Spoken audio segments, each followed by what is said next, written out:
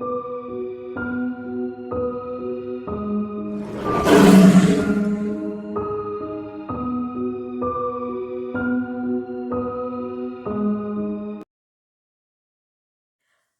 was a single father at the time.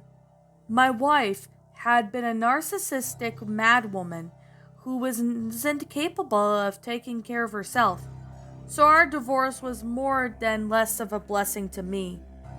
When we had separated, I was granted custody of our young son, who was my entire life.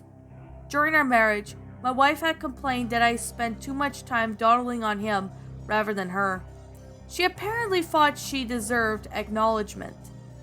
Having Nat Witch out of that house and away from my boy had many advantages about it, but it also had some drawbacks. I was working all the time, so I would often hire a babysitter or call my parents to see if they could watch over my son.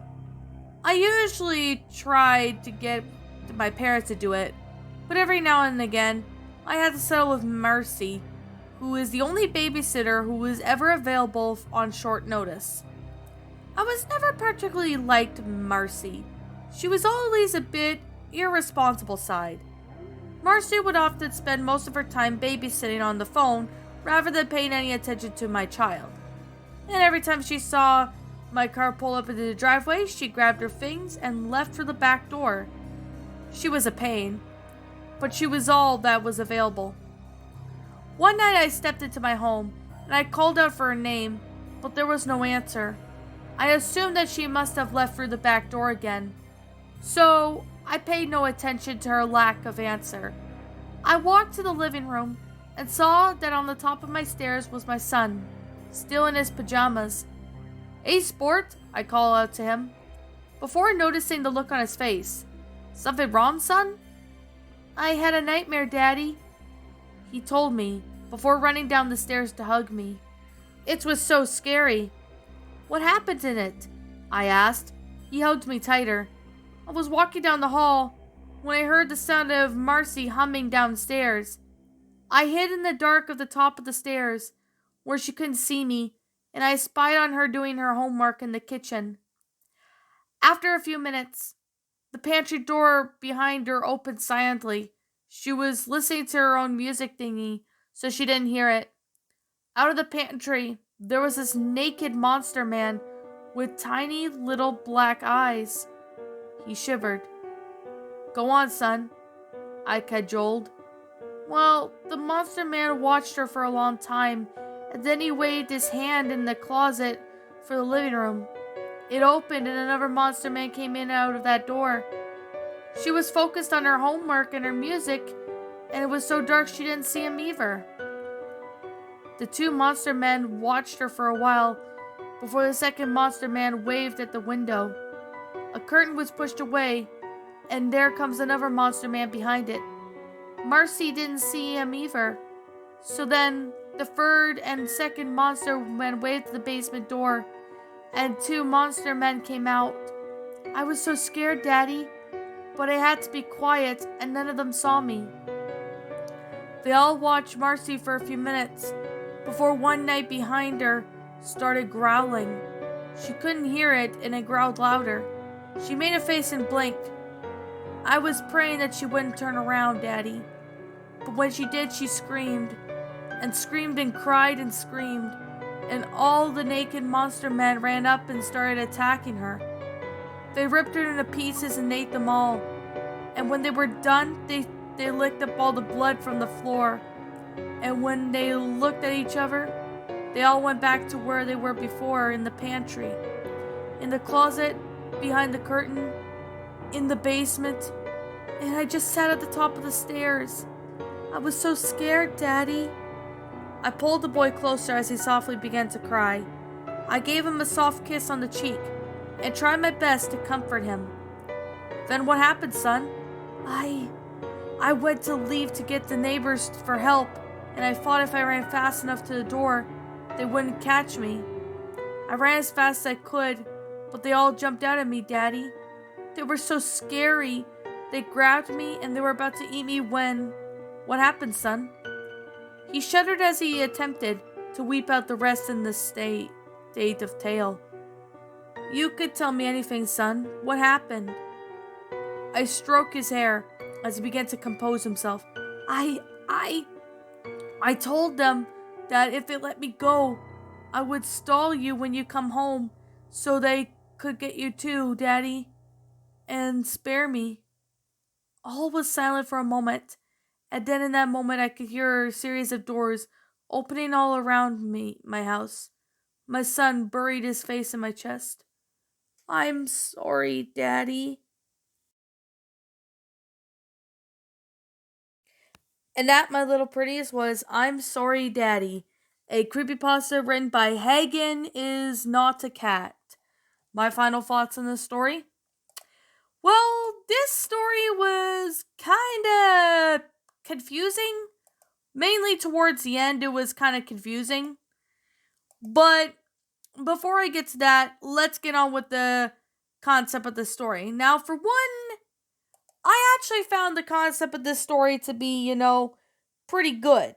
Especially with the whole, idea of, this young boy saying that there was, some monsters in the closet and, well, or pantry or whatever, and they, kill the babysitter, and then they are off to kill the dad at the end of the story. Now, that's kind of has me confused as to what actually happened after the son, tells his dad all about what happened. Like, I mean, we actually don't really get much of what happened to the dad. I'm assuming he died or something must have happened. But the only thing I would wish about, what would make this story much sense is if there's an explanation to what happened to the dad at the end. That way, that would really help out with the story. I mean, it's an older story. I think this was written back in 2000 and I don't know, 2012 or 13 or maybe even before then. I don't even remember when this was written, but I did hear of this story at least once or twice from certain narrators. I believe one was Creepy Scarecrow or something. I don't remember, but I did hear this narration maybe once or twice, and I probably just don't remember because it's been a long time. So I definitely would have to say this story, honestly, it was good, but I wish it would explain what happened to the dad at the end of the story. Like, did the dad die? Did he get attacked? What actually happened? I mean, this story doesn't really. I mean, the ending kind of ended on a cliffhanger. So all we could do now is just kind of, you know, come up with our own theories as to what happened. I mean, I would like it if the story went into detail on what happened to the dad, but mm, besides the ending ended off on a cliffhanger right here, it's honestly confusing. That's just to be completely honest. And, that's to be completely honest. That's just how I feel. But I'm just really going to say right now that, yeah, that's to be, yeah, that's just what I think personally. So, yeah. With that being the case, and with that being said, I'm gonna sit here and say right now, yeah, to the author of the story, great job with the story. I do like the concept of it. It seems pretty interesting. The grammar's good. I liked everything about it. But if I had to say one thing I didn't like about the story was that it ended off on a cliffhanger. It doesn't really explain what happened to the dad at the end of the story. Now, I would like it if there was a better explanation to what happens to the dad at the end, because in that way, that would actually help us out. But yet again, I mean, it's an older story, so I can understand, if there was something I'm missing. But yet again, that's just how I think what I feel about the story personally. That's just my opinion, though. But like I'm going to say, this is just simply my own personal opinion. And if you happen to disagree with me, that's perfectly fine too. We're all entitled to our own opinions in regards to these creepypastas, and this is simply my own personal thoughts. Whoa boy. My final rating of this story, I am going to give this one a 9 out of 10. It's a good story. It's definitely well made, especially with the grammar and all that. I do like the concept of it. However, though, it ended off on a cliffhanger, and we don't really get much of what happens to the dad at the end of the story. So all we could really do is just, come up with theories as to what happened. Not really sure if that's going to be the case. I mean, who really knows? Maybe if the author manages to find the story, maybe he or she can you know, clear some stuff up. Because I would, appreciate if that were the case. But yet again, who really knows? Anyways, with that being said, what did you guys think about this story? Did you all enjoy it? Did you all not? Also, what we have done personally to help make this story a lot better, feel free to leave me now what your thoughts are down in the comments below. I'm the Queen of Lions. Thank you so much for watching today's episode. And if you're brand new here to this channel, be sure to like, comment, and subscribe because I make brand new videos every single day.